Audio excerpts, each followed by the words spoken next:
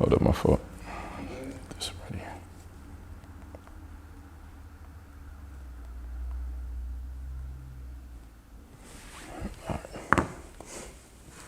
Hey, what's going on, guys? Today we're going to talk about depreciation and why it's so important, right?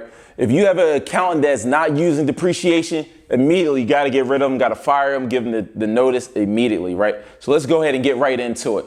Let's say, for instance, we have a property that's valued at $200,000. So you got $200,000, right? So the tax code is going to allow you to depreciate this house. So we got a little house here, nice little house.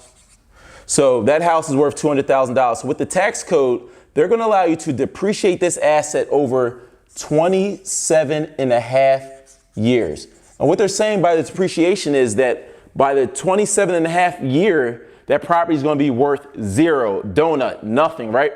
But you and I both know that properties after 27 and a half years, they're still going to have their value no matter what shape they're in. Even if it burns down to the ground, it's still going to be worth something. So it's not even going to go to zero.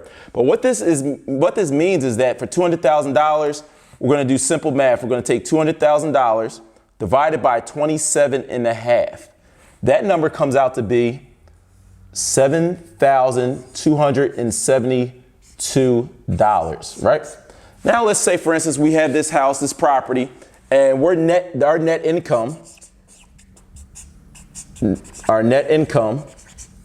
equals $5,000, right? So our taxable net income is $5,000. But now we have this depreciation every single year of $7,272. So what do? We're going to be able to reduce our taxable income, because this is taxable income, by that depreciation number. So now let's back out, subtract that depreciation number, $7,272. What do we get? We'll do the simple math. That's 5,000 subtracted by 72. That's $2,272 negative, right? So this counts as a loss. So like, wow, you took a loss. But what is this loss? This is a paper loss. It's not even a real loss, essentially, right? It's just a paper loss, almost like a tax loophole. So now, for your real estate business, you're not paying any taxes whatsoever because you have a loss this year. Now, let's say, for instance, you have another business. And if you're worried about taxes, that just simply means you don't own enough real estate. So let's say if you have a business, and we're just keeping the numbers very simple, but you have a net income in this business of $2,000. $2,000, okay. But keep in mind, you have this loss, right? So that loss is going to carry over to this business that's right here, subtracted by 2272, right? So now